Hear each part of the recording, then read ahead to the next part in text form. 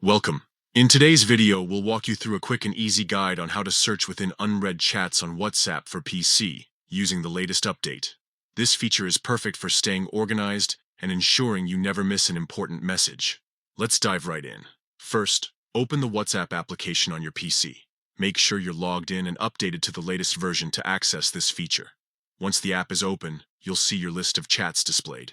Next, locate the filter icon at the top of the chat list, just above the search bar. It looks like a small funnel. Click on this icon to reveal filtering options. From the drop-down menu that appears, select Unread. This will instantly filter your chat list, displaying only those conversations with unread messages. It's a great way to focus on what still needs your attention.